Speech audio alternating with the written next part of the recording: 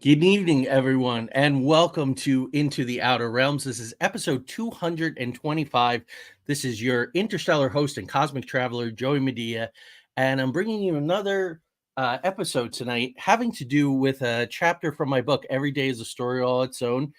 This was a bestseller, new release on Amazon in several categories, thanks to Ken Guswart at Dimension Fold Publishing. Many of my guests have been published by Ken or are being published now. Wallace Wagner's going to be back on the show. And a couple bits of housekeeping that I want to get to tonight, but it should be a pretty good hour. I don't have a ton of material.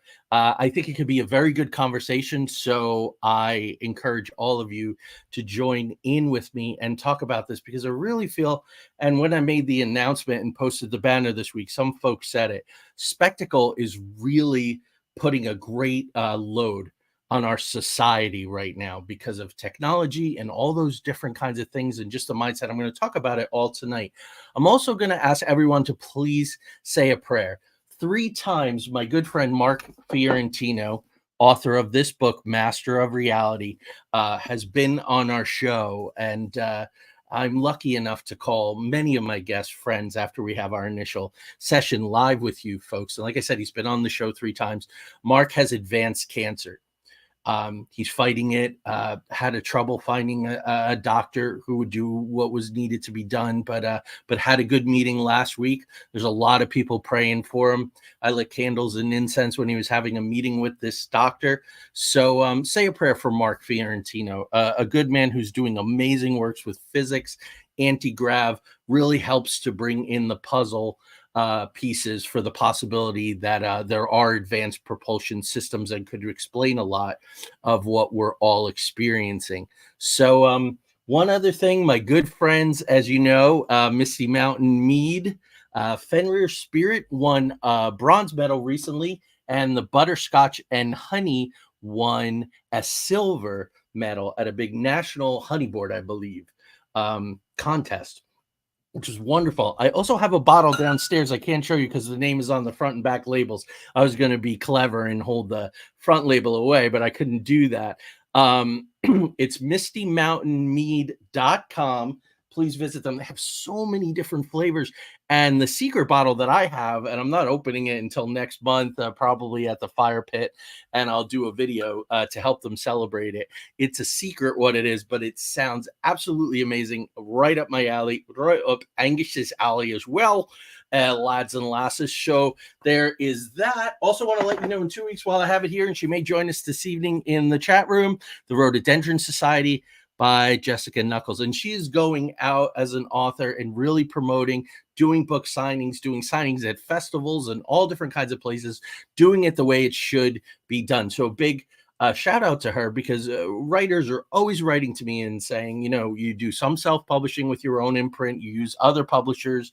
I'm not happy. I want to make more money. Everybody wants to make more money. And that's the hard thing with so many books out there. But anyway, Jessica's book, she's going to be on, I believe, the 26th. And next week is Project 2025, part of a 3-part that Craig and I are doing. Project 2025. And then Peter Thiel and the Silicon Valley guys and the deep state, CIA funded social media surveillance, big data, all of that kind of thing. And then we're going to do January 6th, because of course, a lot of sinister and a lot of mystery for that one, no matter where you fall. So I'm going to roll the opening real quick. I got a lot of comments to catch up on in the chat room. And then I think you're really going to like this evening's, the power of ritual and the dangers of spectacle. So welcome, everyone.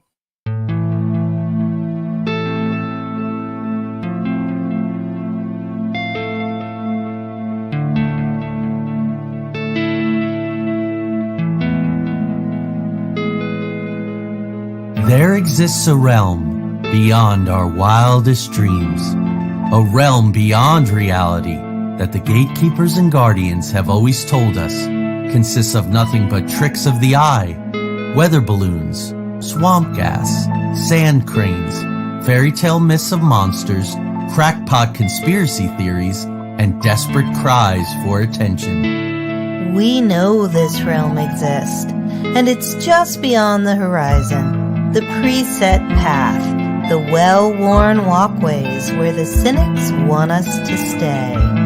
Instead, give this a listen. Put on your headphones, adjust your volume, close your eyes, and fasten your mental seatbelts, because the twilight-tinged turnoff from reality's alluring highway is looming just ahead. We're about to leave the plane of the easily explained, the couldn't possibly be's, and the no way I just saw what I saw's, for the spaces and places where everything is possible, and if you stay long enough, even probable.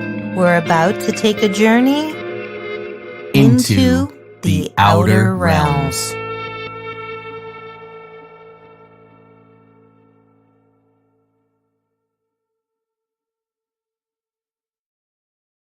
All right. So I know Mark is deeply going to appreciate all the prayers. Of course, he has a really hard road to go down. The surgery is going to be 5 hours long, very complicated stuff. So we'll keep the prayers going, and I will keep you informed whatever Mark makes public, or I have permission to let you know. So let's get started with this. I'm going to say right up front that so many of our 200 and something episodes have been about ritual. We've talked about ritual. We've had people on who engage in ritual. I'm going to mention Denny Sargent tonight. He has a book, Global Ritualism, but Denny does great stuff with the werewolf magic, practical werewolf magic, practical lycanthropy, and all of that kind of thing. So there you go. So let's start off with, I'm so blessed, fortunate to know so many people who are doing so much good work. So a longtime friend of mine, I've known her probably for about a decade when I was asked to review one of her books, Elaine Mansfield. And you can look Elaine up on YouTube. She does a terrific TED Talk on dealing with grief. And the name of her book is Leaning into Grief, which is wonderful. She lost her husband after a very long struggle with cancer, ironically, or apropos, depending. And anyway, grief specialist Elaine Mansfield, this is how she defines ritual: a bridge from the worldly to the sacred, where we are to where we want to go. Now, this is wonderful because, of course, this is a chapter in my book, Every Day is a Story all its own. I want to bring everything back to story. Our lives are a story. Society is made up of stories. The elections, all the stuff's going up is stories, individual group stories of different sizes. So we call this the bridging the gap. That's what every story really is about. So ritual, I was thinking about it today. Not only does Joseph Campbell say that ritual is the enactment of a myth, which I love, because all of our lives are myths. Everything is symbolism, sign, sigils. Look what J.R.R. Tolkien did just by taking symbols and myths and working them. It created, thousands upon thousands of pages of amazing work. So ritual will help us bridge the gap between where we are, where we want to be. And then I was thinking about it. Think about any ritual. We'll go with, and again, this is so apropos to Jessica with the Rhododendron Society, with the Appalachian witch magic, that kind of thing, folk magic. Really wonderful thing. You open the circle, you close the circle. So everyone has a beginning, a middle, and an end. And they do, like with every story, even in a ritual, they correlate with the 3 stages of the hero's journey. By opening that circle and engaging in the ritual, focusing all your attention on it, you are separating yourself from the ordinary world, and you are going into the extraordinary world. You're going into the world of the sacred. Then there's the initiation. So any ritual that you do, you should come out the other end different in some way. And this is nothing elaborate or grandiose. It doesn't have to be this giant like robes and altars and chanting and all these rare tools and ingredients and all of that kind of thing. Cooking is a ritual. But through that aesthetic experience, through touch, through smell, it should be relaxing. It should also be energizing. And you get this great meal when you return. So you're different. So I was so excited in the last couple of days to really think about this and go, yes, a ritual has a beginning, middle, and end. It is separation. It is initiation during the ritual. and it is a return. I am lucky enough to have several hundred people who join me in this ritual every Thursday night, where I come on and I say hello, and it kind of opens the circle, and we run the opening, and then we go through the whole material of the show, where I know I'm changed at the end of every episode, either because of Craig's input, my guest's input, all you folks in the chat room. And then we return and we go out with new knowledge. So everything is a ritual. The morning cup of coffee out on the porch with the paper is a ritual. So there you go. Now you can add in things. Of course, you have altars, which are sacred spaces. Theaters are sacred spaces. A circle of trees in the woods is a sacred space. Can be a liminal zone. Flora, fauna, right? Animals, nature is so important to ritual in so many different kind of ways. Herbs and spices, nature cycles, right? You have the equinoxes, you have the solstices, stone edifices and buildings and temples were built specifically because of these season cycles. Winter, fall. Winter has its own, and things go to sleep, and then in the end they start to wake up, and then it passes the baton to spring, and spring has its own rituals. Everything that can help to connect us to something larger than ourselves, to become something greater, something different than what we are. That's ritual. Going to a therapist and going through that whole journey, or going to a group therapy, going to a family therapy. That is a ritual in and of itself. The family road trip was a wonderful ritual where we all came back very different, for better or worse, than when we left. Think about it. So there you go. Check in with the audience here real quick. Charles says ritual is the lacing that binds the real and the spiritual into the whole. It does. It's a mediator that creates a third thing, because human beings are very, very given to dyads, good and evil, light and dark, rich and poor, right wing, left wing, liberal, conservative. Through ritual, we can meet in the middle, we can mediate, and it binds into something new, which I call the triad. So that's my triadic approach to storytelling. Great point, Charles. Appalachia is full of ritual, Jessica says, and she knows it's woven into the very fabric of the culture. It is, but ironically, a lot of people deny it. So when we showed up with New Mystics, which is very folk magic, kind of grassroots spiritualism sort of thing, it was a very big deal. But I did learn as I was creating all manner of things, and Mothman ties into that, and all of these things. I really learned about the tradition of folk magic, having a rag, magic rag that you wring out, and suddenly it creates milk. So yeah, not that funny, Jessica. Really, we were almost run out of town on a rail. So, but anyway, so there are overlaps in ritual culturally all over the world. So we're talking about Appalachia. Every culture has its form of ritual, and really smart people like Mircea Eliade and Joseph Campbell, Denny Sargent, friend of the show, have found all the overlaps, and they are the things that I talked about.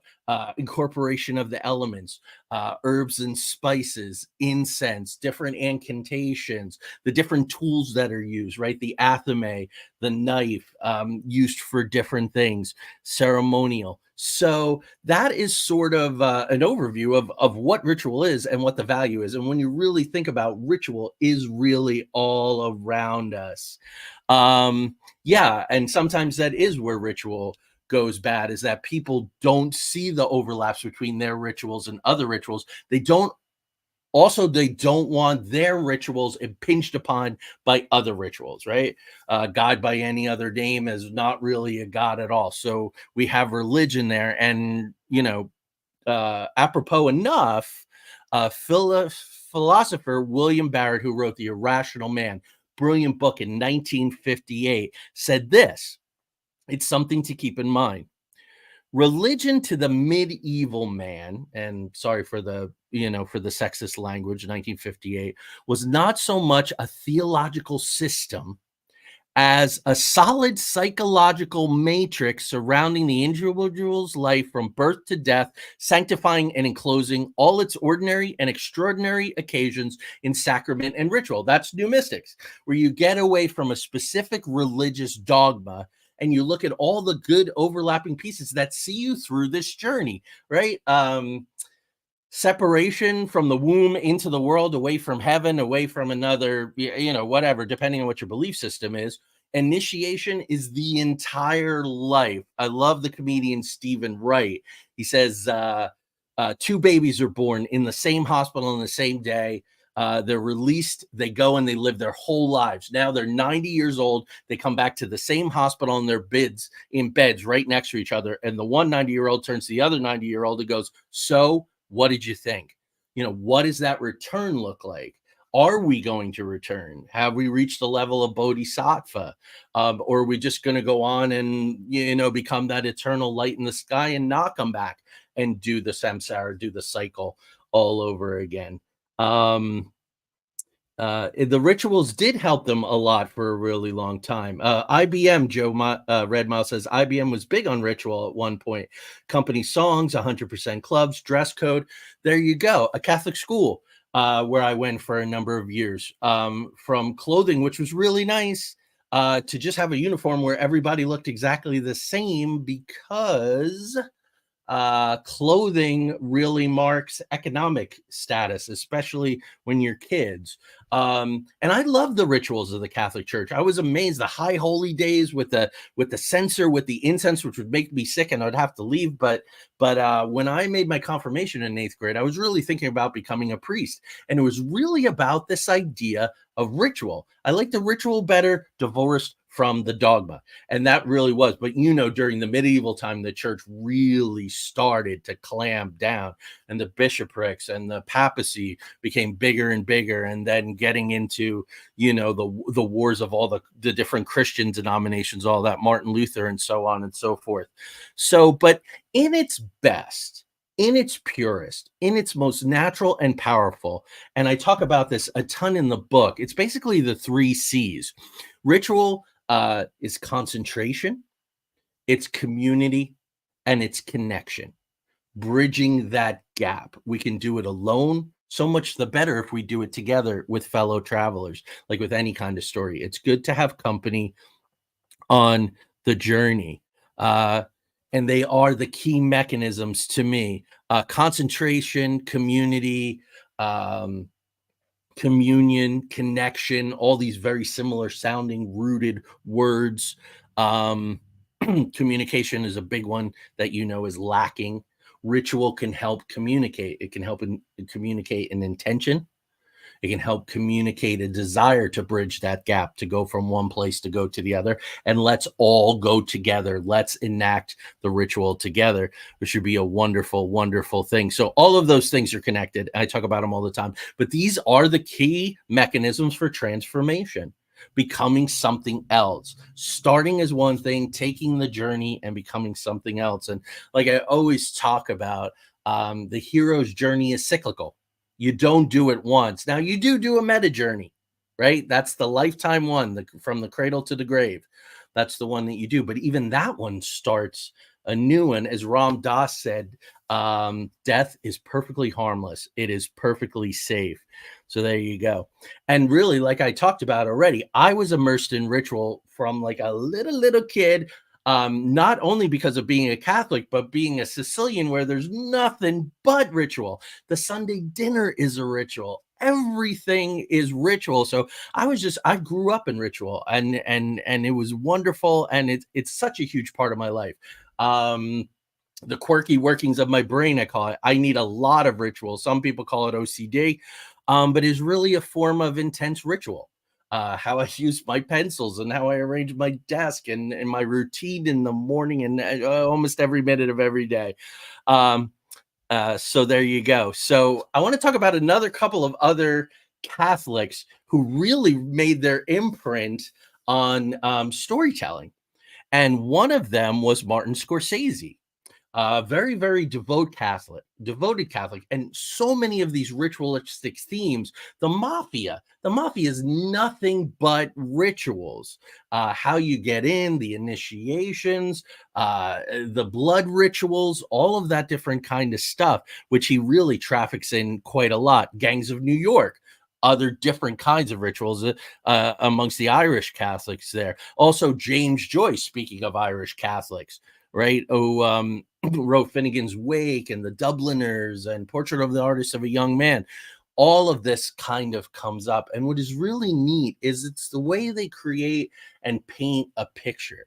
So a ritual is a 3D expression of our intent, really. The enactment of a myth being a very 3D, very cool, very complex expression as well. So I just want to read you this quote from a biography of Martin Scorsese written by a nun, and she says this: "He and Joyce were agents of transformation." So there's the transformation idea. They create moments of epiphany, and the best storytelling gives us these great aha, sort of cleansing, cathartic, but aha moments where we really do transform. It's the initiation taking place at a cellular level and locking in for the time being is what I really think that epiphany is. By finding the visual arrangement of parts, so we're talking about mise en scene here. We're talking about arrangement in a frame. So you're talking about paintings. You're talking about the news and how they show things. Think about the assassination attempt on Trump and the way things were framed and the iconic images in a moving thing, a live thing. The moment is captured in that frame. And as a filmmaker, as a storyteller, as a writer, screenwriter, I think about those kinds of things a lot. So let me read you the whole quote all together. Agents of transformation, they create moments of epiphany by finding the visual arrangement of parts that reveal an object's potential significance, its radiance. The object, the MacGuffin. Hitchcock was also, there's a wonderful book where Francois Truffaut, another true auteur, the French filmmaker, director, writer, interviews Alfred Hitchcock. If you're really into film or you're a writer or screenwriter, definitely read that. Actor, director. I mean, it's wonderful. It's a terrific book. And he was raised Catholic and he was scared to death, Hitchcock was, of the Jesuit priests, of their punishments. And think about how tension, fear, suspense, that was everything about his films. And all because of the experiences with the Jesuit priests. I had some nuns. Sister Anthony Marie is one that I remember, who would rap you on the knuckles or pull you on the ear. I'm old enough where you still had those corporal punishments in Catholic school. It could be scary. It could be scary when you got a 4-foot nun coming after you with a wooden ruler that had those little metal, little metal strip in it there. So very interesting. Scorsese, James Joyce, Hitchcock, all different. You got Italian, you got Irish, you got English, and yet all with the fear, the suspense, all of this kind of stuff through the Catholic rituals and their representatives, the priests and all, which is very, very interesting. There's also a fascinating man, a French theater guy. I'm going to introduce you to some interesting people tonight. Antonin Artaud. Now, Artaud was a tortured genius. He spent more than half of his life in mental institutions. He came up with a theory, something called the theater of cruelty, and is really about cathartic experiences and things like that. But theater is alchemy. Ritual is an alchemy. So, if you go on a journey into the underworld, metaphorically, right? I'm not talking about Hades or this and that, but you go underground, you go in, you take a journey. Tanya is a certified hypnotherapist, as you guys know, and she takes you on a journey, and you go down a tunnel, a door, whatever. I enter a little sort of hobbit hole and go into this whole underworld that I've created individually and through guides and shamans and rituals, all of that kind of thing. And alchemy takes place there. So you take your cares and worries for this ritual as part of your separation. So you're separated, you've gone in, start initiation, take all your cares and worries, and you put them in a purple flame of transmogrification. There's transformation again. This is a really good exercise. If you have something that's really weighing you down, something that's really bringing you down, that's really thorny, just go somewhere and construct this fire, or find it, whatever you want to do. Go into a cave, any kind of liminal zone, a dark part of a forest, down deep underwater, and don't worry. the Star of David is the two triangles together, which is the merging of water and fire. So you can do it. You can have your purple fire. You're in control of the images of your ritual. You really, really are. And get something alchemical going. Change those cares and worries into the materials that you're going to take to meet a wise man. Or I have a group of monkeys in a tree that I go to visit, so I turn my cares and worries into bananas in this purple fire. It's all very ritualistic, and I have a fire pit here at home. So it's wonderful to work on both sides. So on the imaginative side, taking these journeys, but also to physically build a fire, do that, write a letter to someone. I know some people who are doing that now. It's a wonderful exercise. Unfinished business with someone who's deceased or you don't talk to anymore, or maybe somebody you do talk to, but you can't have that conversation. You can write it down and burn it up in a fire and let that smoke go out and become something really cool, become really healing. So I will check the good evening, everyone. Hi, Maria. Thank you so much. Going to try to keep this going in a good way. And I'm very in line with my notes tonight, which is good. But I was very struck, and you all know this, so I'll hit on some things and get off. But I was very lucky when I lived in West Virginia in the Holler. We did on 3 acres to have the Lakota build a sweat lodge on our property. So I really learned that. That's, the separation going into the sweat lodge, the initiation of the heat, the prayers, and the heat is intense. It's supposed to be. You give up a little suffering. You're not bleeding, but you're sweating, and what I really learned was the intention to do things in a good way. So when you do your rituals, do them in a good way. Set that intention. I'm going to do this in a good way. I'm going to do it for my highest good. I'm going to do it for others, which is going to come around to myself. The Bible says through sevenfold. It's going to come back to me. And the men who prayed in the sweat lodge with us, and women too, but they had a son who's severely autistic. These men would cry. They would supplicate. They would lay down in the dirt, sweating hot, bright red, and we're pouring on the water, on the stones, on the ceremonial stones, and putting the sage and whatnot on it, the flat cedar, and really praying. And you don't see that. You don't see that in the Catholic Church. At least I don't. The prayers are more rote.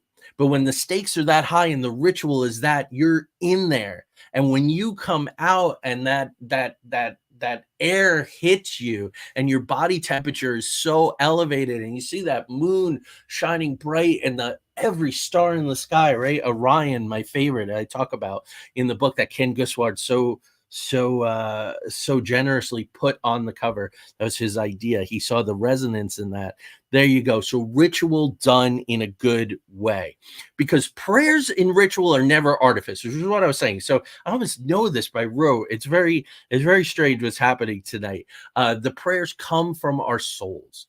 They are there really to change us. I am here. I am about to step into this ritual space with the intent to change, to transform, so that I can then go out in the world and be a better person, a more giving person. And I do this all voluntarily, because we're getting right to the leading edge now of spectacle. We do this voluntarily. No one should force us to engage in a ritual. That is horrible.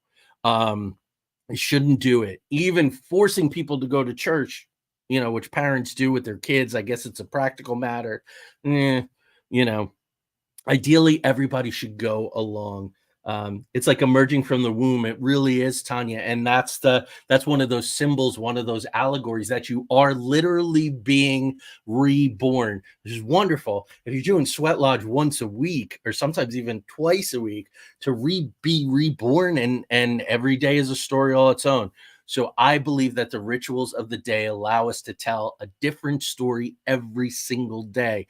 So yeah, you may take your hits. Yeah, things may be going bad. Yeah, maybe you said the wrong thing, or you did the wrong thing, or you were caught in a bad moment, but tomorrow is a new chapter. At the very least, it's a new paragraph. At the very, very least, it's a new sentence. Get a period on that thing and write something new and try to change it. Because stories are not static. Prayers are not static. Rote prayers are static. Those prayers that were going up with the smoke, with the ritual, with the peace pipe, with the smoke from the river rocks, the smoke from the flat cedar and from the sage. That was powerful, powerful, powerful stuff. So I want to share one thing, that ritual can be life-saving. It can be soul-saving. It can be sanity-saving. And that is the Tamils of Sri Lanka. Now, this is a minority group targeted in an ethnic conflict, forcing many of them into a diaspora, to go away from their home, from everything they knew, from their families, to be separated. We see this with African Americans during the time of slavery, pulled away from your family, put in the diaspora. Israelis, so on and so forth. Eastern Europe, after the curtain fall, there were these kinds of things. They use ritual. It is essential to their existence. Ritual theater with ecstatic dance, with mime, with dialogue, crisis and climax built in. That ritual, again, separation, initiation, return in these rituals, chanting, singing, impersonation, all of these kinds of things. Impersonation is a nice kind of, there isn't impersonation, there's channeling when you think of voodoo and things of that nature along that line. There's also the Japanese Buto, which I wasn't going to talk about tonight, but I'm going to go ahead and talk about it now. Japanese Buto. And this came out of no less than the bombs falling on Nagasaki and Hiroshima and the devastation of World War II. This is intense physical expression, ritual enacted through the body. I think of Polynesian rituals. You can go on and on and on, and I'm kind of taking my time today, but that's okay. Organic prayer, yeah, definitely so. Jessica says here, each morning we are born again. It's what we do that matters most. My favorite yoga quote. That's a good one. There you go. Every day is a story all its own.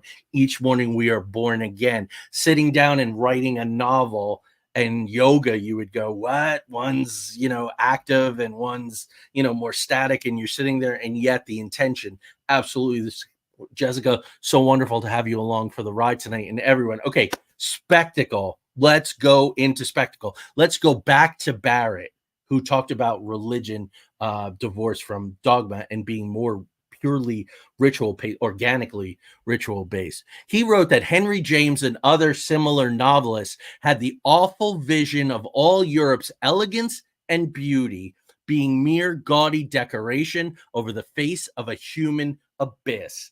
That is what spectacle is. Spectacle distorts. I'm going to go kind of quickly through these examples because I want you to see how much they overlap. But keep that in mind. The awful vision of all of Europe's, and you can put anything in for that, elegance and beauty being mere gaudy decoration over the face of a human abyss. My alter ego, the angel falling upward, planner forthright, says a spot of rot on an otherwise perfect peach. And you want to cover that spot of rot instead of cutting it out, dealing with it as a community, getting it out of there before it spreads. You just kind of cover it up. That's what spectacle is about. In 1997, the screenwriting teacher Robert McKee presently wrote, "The overall quality of storytelling is eroding," and man, did he get that right. Well, what was coming up in 97 or soon after? The rise of CGI, special effects in place of story, is spectacle. And flawed and false storytelling is forced to substitute spectacle for substance and trickery for truth. Remember these phrases: spectacle for substance, trickery for truth. That is what we're going to come into all tonight. The false simulacra, fake news, artificial intelligence. So let me keep going with this. Here's the big thing. I told you, for a half an hour, I shared with you all these quotes and ideas, and you all chimed in about what ritual does in an active journey, in a transformative. Okay, spectacle and special effects, they lure you. They lull you into a trance. They work on the audience, leading to passivity and receptivity. and that is terrible. Passivity, receptivity. Passivity, receptivity. This is social media, that thumb scroll. We all do it. All of a sudden, you're scrolling. 15 minutes have gone by, and you have no friggin' idea what the hell you were hoping to find, what you were looking to stimulate you, solve your problems, make you laugh. You're not writing your own story. You're passively taking it in. But social media, and in 4 weeks, when Craig and I talk about Peter Thiel and the social media platforms being funded by Q and Tel, I will never stop talking about that, folks, because it's so important. These were created to collect your data and to manipulate in that way, to lull you passively and open up your receptivity. And I'll talk about that more. Spectacle creates this passive surface stimulation. It's all here. It's fleeting. It's in the moment. However it makes you feel, whatever emotional, whatever chemicals are firing, they're not down in here. They're just boom, boom, boom. And it's being done to you for a purpose. Remember, whenever you use something for free, the product is you. Anytime there's a product, and that's what these social platforms are. So when people make these things, oh, my lawyer informed me that if I say you can't use my stuff, no, that was your price of admission, that they could use your stuff and they could kind of do to you the things that they've done, which Craig and I are going to talk about. So I'm going to move on. I want to talk about in film, TV, because these are our currency: social media and then entertainment. So on Broadway 25 years ago, a helicopter landed on stage during the play Miss Saigon about the Vietnam War and changed everything. What? You landed a helicopter on stage? This is spectacle. You don't need it. You don't need it. You really don't need it. Think about how powerful the Greek and Roman plays were, and so much happened off stage. The big battles, the murders, everything. And then during the Elizabethan, it started to creep in more and more on stage. And now we have torture porn and slasher films and all this kind of thing, which is spectacle. This is another form of spectacle that's corrupting the ritual of storytelling. The 2014 revival of Miss Saigon, because there was so much pushback, got a little easier with the spectacle. It took a lot of the spectacle out because people were saying you're diluting the story of the horrors of the Vietnam War, which is problematic.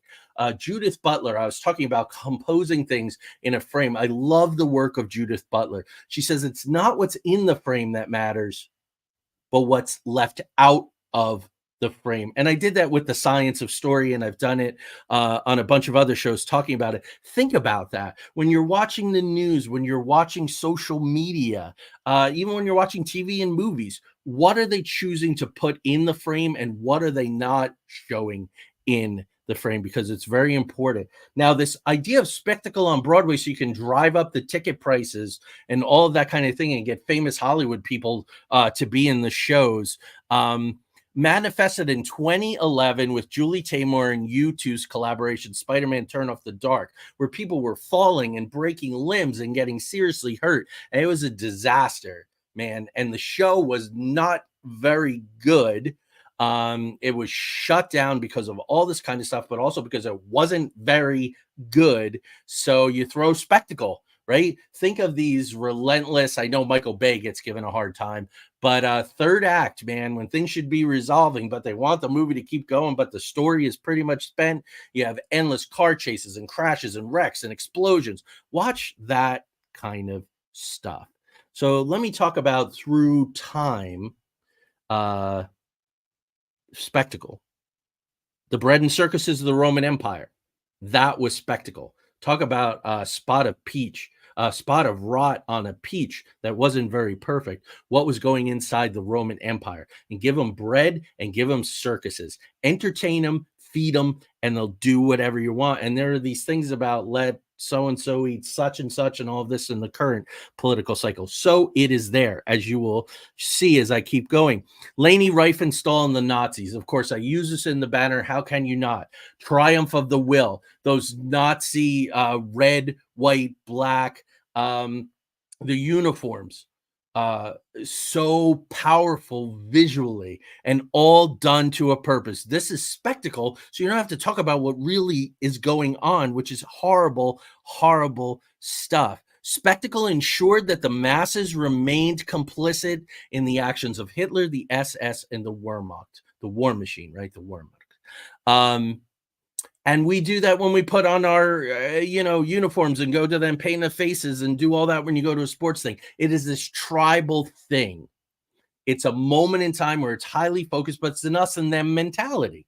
Nobody roots for the two teams to get together, play a great game, and finish in the tie because that's wonderful sportsmanship. No, you want yours. And think about in sports, all of the really violent and war lingo and analogies, and there's bombs and there's blitzes, and talk about the Nazis blitzes. There you go, and it's right there in football. So Abby Hoffman's antics during the Chicago 8 trial, the O.J. Simpson trial, the Depp Heard trial. These trials become spectacle. These are about crimes. These are about people who have hurt other people, who have broken the law, have not fulfilled their contract with society, and they become, this whole thing about cameras in the, Tanya and I watched the whole thing with Robert Durst, and it's real, easy to say, well, Robert Durst, maybe I killed him. I don't know. And to get caught up in the spectacle of it, of him as a character and not a person who killed 3 people.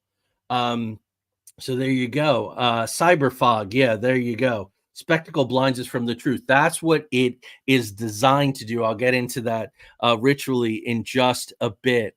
Jim Morrison's 1969 Miami performance after seeing the Living Theater of Molina and Beck with the lamb and he winds up, the whole trial for obscenity, and you want to see it, I'll show it to you, and all that kind of stuff. He was so caught up in let's not be passive, let's be active, but he pushed it into spectacle. Whereas we can go to a concert, we can go to things and have a transformative experience. There are a lot of spiritual centers where you go and you take that journey together and you exit very differently. Oh yeah, there you go. The Lacey Peterson. We just watched that one too. And Scott's not a bad looking guy. Lacey's not bad looking. Amber's not bad looking. People, that counts for something. Wow, I got caught up in this thing. Soap operas are spectacle because everything's done at a heightened level. It's almost farce. So when you're getting into farce, you're also getting into spectacle. Westboro Baptist Church, that was 70 or 80 people. Westboro Baptist Church, Westboro, Kentucky. Fred Phelps with their sloganeering and their picketing. That was 70 or 80 people, many who were all part of Phelps's extended family. But this spectacle of the signs and the horrible things, and if you don't remember, look it up. And I am not saying what they said, but it was absolutely horrific. Then we got, when I got out of college, early 90s or whatever, Gulf War I, 24-hour news cycle became spectacle. Used to have the news at 5 o'clock. You had the news at 6 o'clock. You had the news at 11 o'clock, and then you had it in the morning. 24-hour news cycle leads a lot of empty filler.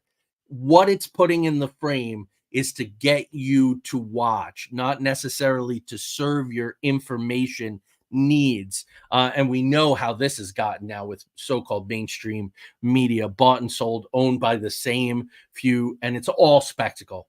It's all designed to get you hooked, right? My episode with Science of Story, cortisol, oxytocin, cortisol, oxytocin. Spectacle is all about that. Tom Cruise climbing up the side of a building or jumping the motorcycle.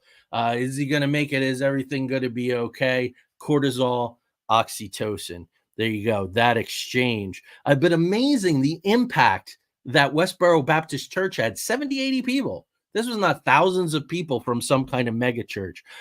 January 6, 2021, Craig and I are going to do a whole episode on that, pushing just a couple weeks before the election. Very much spectacle. The costumes, Buffalo Shaman, the whole thing. Big spectacle. The Trump hush money trial with Max Ponzi immolating himself outside. He created a spectacle to get people to listen to him, to read his manifesto.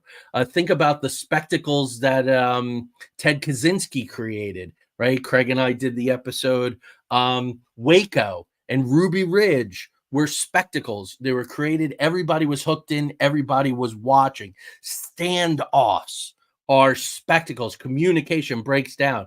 Community breaks down. We have polar opposite. You are the government. I am completely anti-government. I am a sovereign citizen. So the RNC and DNC, you got pro wrestlers, you got pop stars.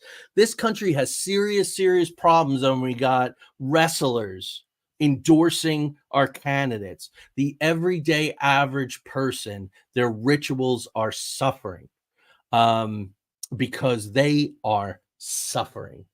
And that is just the debates. The debates are spectacle. Some more than others. Certainly Trump, Biden was spectacle, where again, a country has very serious problems. There are big pockets of the world that are at war. We have climate issues. We have this movement to digital things, which is going to be scary and weird. And we don't trust the people that are in charge to do it in a good way. That is going to be a ritual that is not done in a good way. So there's the problem there. Congressional hearings and debates have all become spectacle. Especially the hearings are quite frankly embarrassing when you watch them. The 2024 Olympics opening ceremony was spectacle, and spectacle can create controversy.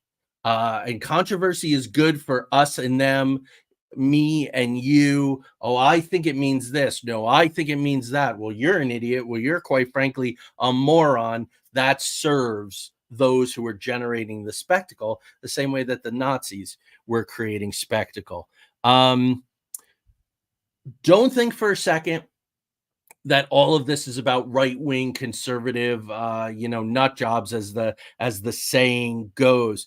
Ethical spectacle is what's done on the left wing, and it's very, very clever. Just pay attention to it. The spectacles that are created with different left wing groups, because they're there. Let me come over here for everyone's all saying hello to each other, which is wonderful. Media decides the future, because media is owned by it's the front facing, it's the forward facing, it's the optics delivering arm of the the WEF and the Larry Finks and the Peter Thiels and all of those kind of thing. An instrument weaponized. It's been weaponized, and spectacle weaponizes things. So let's see here. Some say that Burning Man in Nevada, which used to be an organic kind of ritual, cool, hippie kind of thing, has become a public spectacle. And I think a lot of these big concerts, these big gatherings in the desert and big cities, once they were co-opted by big companies, they go from a ritual to a spectacle. They go from, we're stepping outside of society. No, you're stepping into a heavily branded society that is branded as the escape mechanism. And that's really simulacra, which I'm going to talk about here. So spectacle presents a distorted mirror. Jessica, this is, I think, what you were talking about. Spectacle presents a distorted mirror, and then smoke and fog is added. So remember, everything you look at in the mirror is opposite anyway. Just always remember that. When Shakespeare said, hold a mirror up to nature, he's not saying we're replicating nature, or we can't. There's a danger in telling people what you're seeing, although it seems fake, is absolutely real. That's what I'm talking about here. Mitote in the Toltec, Maya in Hinduism, this creates further distortion. So when we say smoke and mirrors, that is a serious, deep, ancient cultural thing. Tezcatlipoca was the god of distortion and lies for the Mayans, for the Aztecs and so forth, for the Mesoamerican cultures. Now, spectacle uses light for subterfuge rather than illumination. So any filmmakers out there, or painters, artists, anything like that, how you use light on your composition becomes very, very important, because where the light is, that's where the eye goes.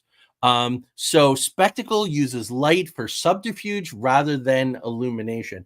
I know I've told you this before. I met a guy many years ago who was a naval liaison to Congress, and he gave me a very good piece of advice that goes with this. Wherever the light is, look in the darkness, because that's where it's going on. So that's it. Spectacle uses light. It sends up a light in the darkness, and everybody looks towards the light. There are certain cycles, so a lot of things happen on Sundays because they're off news days. You want to push a bill through, have some kind of wag the dog thing happen. David Mamet, watch that movie, Wag the Dog. Absolutely, absolutely brilliant. Scorsese speaks out against comic book film franchises, warning they're not cinema but amusement park rides, right? This is the giant Marvel universe. I watched a lot of those movies till I finally stopped. I just couldn't handle the spectacle of it anymore. There were other things I wanted to watch.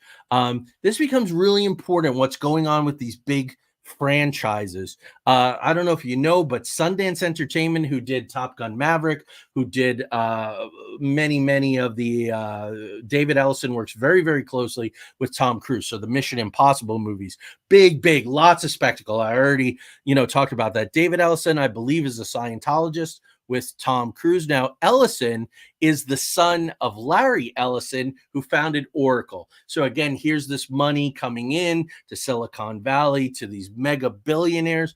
Well, David created Skydance, and he runs it, and he really knows the film business. His dad makes computer software. His dad is going to run Paramount. Pay attention to that. When the deal is done, his dad will be running Paramount. Why? Because it's going to be an instrument. So watch what they create. Watch what they take out of their catalog and don't show anymore. Look what has gone on with Disney.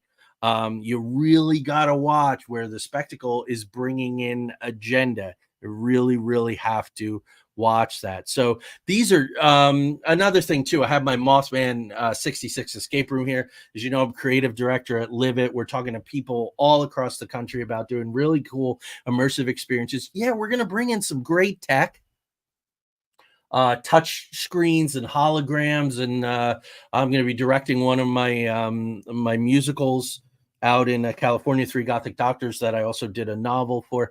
And we're going to use holograms and really cool stuff. But the story is there. It's hardcore. So beware these tech-heavy, designed for selfies, supposedly immersive experiences devoid of any kind of offering of any kind of substance. They only have token narratives. They have zero stakes. Beware of that kind of stuff. But sometimes you do. You just want to take your phone and you want to take a selfie at some kind of cool thing. They're there for you. But don't let them tell you that that is immersive, because it's not. You are not part of the story. You're set dressing is basically what you are. So spectacle releases the audience from personal investment. No sense of responsibility to question the narrative that you're watching or to go out and better yourselves in your community. And to me, that not every story has to do that, but I think more stories should be doing it. And certainly in our political world, in our social media world, in our news cycle world, I think that we should be getting things that give us a sense of responsibility. Now that I know this, I need to go out and share it. I need to go out and change it, and to do things willingly. So two other people from the theater I want to tell you about. Bertolt Brecht, who did a very epic theater. It was very presentational. Bertolt Brecht came from Weimar, Germany. He never wanted the audience to forget that they were watching something, because he didn't want them to be lulled into trance. It was very ritualistic. It was not at all spectacle oriented, because he didn't want you to lull into a sense where, oh, I can watch this and then go have a cup of coffee, talk about it for 3 minutes and go home. I ever saw it. This was not disposable stuff. It was epic. It was hardcore stories about war and things like that. Augusto Boal, who does theater of the oppressed, is a very active theater that I built my theater company and my bullying education workshops, which are participatory, immersive, again, not spectacle, very simple. We showed up, no props, no sets. The story was really king. That was important. because these guys were very, very against a lulling sensory experience. Again, that thumb scrolling puts you into a trance. It's designed to. The boob tube with those flickering tubes would pulse and put people in a trance, and they would just sit there and look at the boob tube for hours and hours. CGI is a replacement for substantive characters and plot lines in films and long form narrative. I knew it was around 2000, and Kevin Bacon, who I really like, was in this horrible Invisible Man. And it was like, hello, CGI is here. Now we don't really need a good story. We just need some good actors and some flashy CGI. TikTok is very much that way, but I think that they really are all those things. It's a public bohemian grove, Craig says. So Craig, thanks for joining us. I can't wait to have you back next week for another round. It is a fascinating topic, Charles, because it's everywhere and it's super dangerous. And I think it's just getting worse when you think about. I'm going to keep going here, so I don't keep you too long after the hour. Think about all the revivals, the reboots. Nobody wants to take a chance on a new story. I just want to see the same old thing. I want to see it recast in a different way. Broadway film, all of that kind of stuff. Bloated ticket prices. Now, Peter Brook, who's right up there with Joe Campbell as someone who made a huge impact in my life, in his book on the theater, 1968, he calls this the deadly theater. I would say that social media is deadly theater. TikTok, yeah, absolutely TikTok. I think they're all sort of guilty, but TikTok has these algorithms where they adjust to you. It's very, very nefarious. And Joe, our youngest, likes to send me stuff on TikTok. But when I click on the link, it takes me to other things that it wants me to see, or things that I want to see other than the things that Joe is actually sending me. So I said, don't send me those links anymore. I am hardly ever on TikTok. Yeah, and who knows what ultimately going to happen with it. So Konstantin Stanislavski, the theorist and practitioner. This is who I was trained on primarily in college. And in the book here, Every Day is a Story All Its Own, I talk about he was so in tune to energy, ritual, spirituality, the person as antenna receiving energetic signals. This is in the 1920s. Just amazing. He says we're going for metamorphosis. Again, transformation. Metamorphosis, not mimesis, not an empty copy. Don't convince us that something exists by creating a facsimile of it. And that's the danger of AI. AI is telling you that it's created something. It hasn't. It has taken things that were created and it has packaged them in a different kind of way and is saying, look, this is original, but it isn't. I am stunned. The AI now, you know exactly whose faces they're taking. You can name the actor, you can name the celebrity in a heartbeat on this AI, and this is not a good thing. That's image co-op. Not at all good. So in the comic, right, what I call the corporate oligarchy machine there, the media, military, industrial intelligence complex, the comic, they call this the attention economy. Advertising-driven companies maximize our time and attention that we give to products, that we give to the message. And messages are products now in an information society. That's what they're creating. They're creating information, oftentimes distorted. And you all know that. People send me reels and short clips all the time, say, what do you think of this? And there's not attribution. There's not a timestamp. So I go and do my due diligence and I check it out, and it's from 10 years ago and it's been altered, or the frame's been cut, or it's been edited very, very strangely. There was a weird thing about Elvis that it was chopped up. And when you watch the actual video, that's not there at all. Social media algorithms, I talked about a lot of this, complicity between platforms, mainstream media, the US government, and the comic. the corporate oligarchy, media, military, industrial intelligence complex, the comic. This is the electoral entertainment complex. We're less than 2 months out from the election. So if you take nothing else from tonight, please take this. The electoral entertainment complex. Psychologists, sociologists are writing about this. Educators are writing about this. Rhetoricians are writing about this. The electoral entertainment complex. And I talked about that with the debates and the RNC, DNC, and the congressional hearings and all of this. Electoral entertainment complex.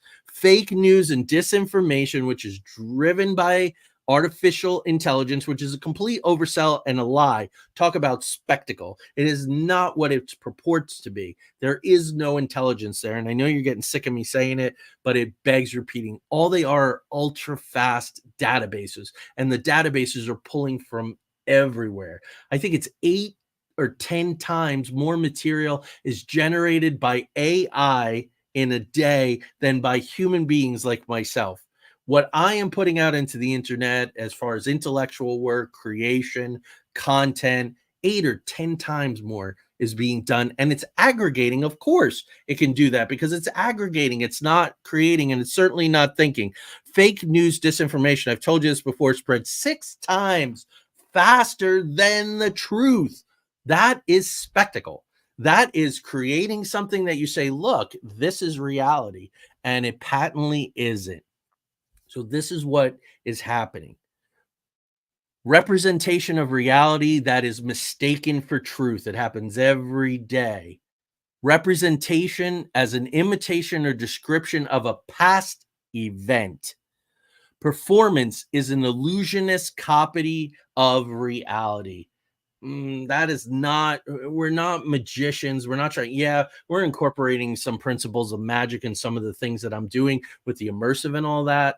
That's not what that is talking about. So what it's really talking about, all of this, is a man that I highly, highly respect, another French philosopher, Jean Baudrillard. And he talks about postmodern simulation or simulacra. And I put those words in there, kind of threaded them in through the night for this moment. It is no longer a question of imitation, nor duplication, nor even parody.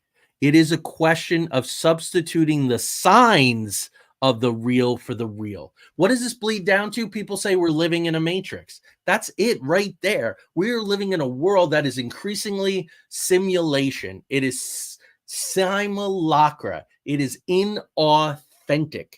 It is not based on ritual. It is based on spectacle. So how do we combine them together? Because we can do it. And I am doing a combination of spectacle in my work as a playwright, as a screenwriter, as an immersive experience designer. There's a lot of cool stuff that happens at the Mothman 66 escape room, but there's also the ritual of discovery and the stories being unfolded, the ritual of doing the puzzles, the teamwork. I was very excited to find out that a group from a hospital went over and played the escape room for team building. That is very, very cool. You're not going to, if it's all spectacle, there is no team building. Everyone is sitting there passively. They are not communicating. They are not a community. They are not cooperating. They're passive. So there you go. That's the difference there. Now, Andre Gregory, if you've ever seen my dinner with Andre, with Wallace Shawn, I love Andre Gregory, one of the guys, Peter Brook, one of the great, brilliant directors of the 1970s. In 1975, he did Alice in Wonderland. And I use Alice in Wonderland and Wizard of Oz, two strong female characters that go on a very specific journey. They separate, they initiate, they return changed. Through the looking glass, there you go, through the smoke, the mirror, all of that kind of stuff, the Maya and all, it's all there. He did Alice in Wonderland, an ensemble collaboration, community, communication, rooting the elements of spectacle within the rites of ritual. And that's what you try to do. You can dress up the ritual a little, there's nothing wrong with that. But when you shine that light, let it illuminate. Don't let it be a source of subterfuge, right? And how many times do we get a news report or we see a report on social media or clip or reel, and we are more confused after that spectacle? That's light, supposed light. That is a simulacra. That is a false representation of reality. It is a false imitation or description of the past event, what is shown in the frame. Let's look here. Charles has a lie can go around the world while the truth is putting on its shoes. Absolutely right. 7 times faster. Unbelievable. We are an empire now. And when we act, we create our own reality. And while you're studying that reality judiciously, as you will, we'll act again, creating. Charles, what's the attribution there? I'm really big on attribution. So I see a quote there. Please tell me who said that there. Tanya says, pictures of animals. Our daughter loves sloths. I saw a cute photo of a baby sloth. I sent it to her. She wrote back, Mom, that's an AI photo. So there you go. I mean, it's just slowly. And why would you do that? Why would you take the real and put in simulation unless your end game is one giant immersive matrix-like experience controlled by a few where everything is distorted? So that's why we're doing in that there. Karl Rove around 2004. Right. Karl Rove. Another Leni Riefenstahl. Another, spectacle generator. We're an empire now. And when we act, we create our own reality. Now, that is what Eric Schmidt and Henry Kissinger were talking about in their book about AI, right? That AI is going to create a reality, and that is going to be the reality that everybody should get passive, get into the spectacle, put on the VR, and do what AI says because it's the new God. That's Yuval Harari with transhumanism. This all really comes back. It is one big tapestry, folks. It all comes down together. So the balance is delicate between ritual and spectacle. Story should always be more important than the tech, the light show, all that. And that made me think about some things like the Gulf War, which was the 24-hour news cycle, and the tracers and the rockets going up, remember? And the CNN reporters would be at their hotel and there'd be all this light show in the sky. As George Carlin said, we are the only country to have bullets and bombs in our national anthem. The rocket's red glare, the bombs bursting in air, is a form of spectacle. It doesn't talk about the lives that are lost, the bodies on the ground, the blood that is spilled. The rocket's red glare, the bombs bursting in air gave proof through the night that our flag was still there. So there you go. Dorothy in the Emerald City. This is pretty kind of cool as I'm coming to an end here. Dorothy in the Emerald City. This is extreme spectacle. There's lots of smoke. But how does she get back home? With a simple ritual based on the rule of threes. Click your heels 3 times and say there's no place like home. And she goes back home to the simple rituals of the farm. Farming is all about rituals. I think farming was something that they had to take out of the equation. That was a big, major identity of the ritual of the farm, starting the day, the way the family was built, the values, the harvest time, right? So it's important to take that stuff away. You go into an industrial, that is a different kind of ritual, but that is that hard, rigid clock. That is the assembly line that never stops. It always keeps moving. Tanya and I were watching Michael Keaton in Gung Ho, the car factory, right? That relentless march of time, the industrial click of it all. So the thing about ritual, it has no intent to overwhelm you, to mislead you, or to control you. It doesn't force feeling upon you with technology, volume, and flash. Ritual will let you go at your own pace. So beware of rituals that are spectacles. I think of the Jumbotron in the mega church and the 100-piece orchestra and all of that different kind of stuff. The stories are the stories. They can simply be read aloud. As a matter of fact, Les Miserables, a Broadway show that I absolutely love, had amazing set. I saw it in Philadelphia. I saw it in New York. Many times. Amazing morphing set when it becomes the barricade and all. The most powerful version of Les Miserables to me is the 10th anniversary, where they just have some stools where they sit and they step up to a microphone and they sing, because the story, the music are so powerful, you don't need it. There was a story, a Broadway guy, uh, he writes a play that involves a swamp. So they create this great swamp. And on opening night, he's in the back, and as people are leaving, all they're talking about is the swamp. This guy's a brilliant playwright. There's nothing wrong with his play. The next night, there is no swamp. The way I like to do things with theater was to go on the road with very few props, let people use their imagination, let the actors and the story be the stars of the show. So it's all about authenticity. Brene Brown, I recommended to a colleague who's struggling to be authentic out in this crazy world where you can get chopped down at the knees so easily. And we all do. Brene Brown, authenticity, showing up and owning your story is all about ritual. It's all about that hero's journey. Having a very clear vision and a very clear voice. Your vision is how you see the world, and your voice is how you describe that to people. Jessica has a very unique vision and voice and is very tied to her roots there. I don't want to cover the title, the Rhododendron Society. You will see that, and we will talk about that, how she developed her vision and her voice. And I think there's a good bit of ritual going on with that, I bet. So don't ape the same old stories.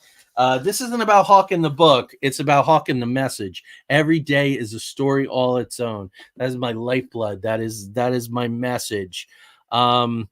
Lucid dreaming teacher Robert Moss, who I love, out of Australia, says that intention, when it is clear, supersedes ritual. So the idea is to eventually get beyond ritual. If ritual is your finger used to find the moon, then moving beyond that is finding the moon without your finger.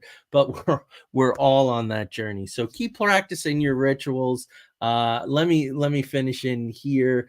The first one might have been Mark Twain. Okay. Very cool. Very cool. Very, very wise guy with a sense of humor too. They could poison all the food. Yeah. By getting rid of the farmers. Yeah, we don't know what we're eating. That's a whole different form of spectacle. Simulacra. This is in food. Sawdust in your pepper, and that's legal. Sawdust in your Parmesan cheese. That's a simulation. That is not a food at all. Yeah. Oh, right. Tanya says, yeah. Okay. I don't know. I used to call the big mega churches because she took me to one once, and I called it to the Church of We Take Visa. So spectacle is expensive. So you got to tithe. You got to put your money in there to keep that spectacle going. Yeah, absolutely. The architecture of religion, Charles. Joseph Campbell said something very, very wise. He said, you can always tell where society is at by what its tallest buildings were. So it was the castles, then it was the churches, and now it's the bank buildings. There you go. The mega corporation buildings, the skyscrapers. So there you go. That's very much that. So Craig says, don't focus on the finger. You miss all the heavenly glory. Bruce Lee said that. So thank you, sir. We are motivated to get beyond that finger, but it is a journey. Enjoy the ritual. Or if you get lost, sometimes we find the moon and then we lose it. We lose it behind the clouds and the smoke and the fog, and it looks like it's in a different place, right? A camera obscura. It's brings in a reflection of it. We're not quite sure what it actually is.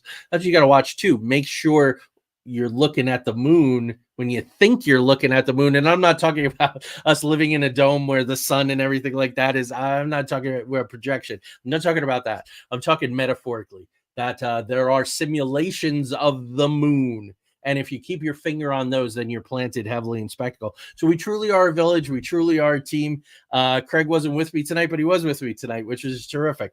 I am very grateful for all of you. Our numbers keep rising, which is really, really wonderful. We got a message from someone we didn't know today who said, love the conversations you're having.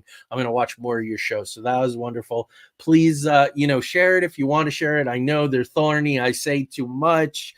I was not going to tell you this tonight, but Amazon.com, after 10 or 12 years of contributing over 400 book and product reviews, mostly book reviews, told me that I have repeatedly violated their community standards. So they took down all of my over 400 reviews. They won't answer my emails where I'm asking for an explanation, and I am banned from the community. So ostracized. So this is happening. It's happening to my colleagues in different places. The algorithms are just looking for keywords and probably stuff that they had let go in the past. They're not letting go anymore. So I don't want to say be careful what you say, but be careful. My reviews live other places, which are possibly better homes for them. But it's terrible when I hear from authors and they say, "Where's your awesome review that you wrote? It's gone." I love to go every once in a while and look at your review, and it gives me so. Yeah, this is different. This is definitely happening. So thank you all. We'll see you next week for Project 2025. We're going to unpack it. Obviously, we can't unpack all 1,000 pages of it, but we'll let you know who is the Heritage Foundation, who were the, I think, over 100 people who wrote this 1,000-page document, and what are the most concerning things in it. What is the agenda? What is it about? We'll tease out the ritual and the spectacle. So thank you all. Have an amazing night. Have an amazing week. I truly, truly am grateful. I'd be talking to myself, and that would be a little embarrassing. So talk to you soon.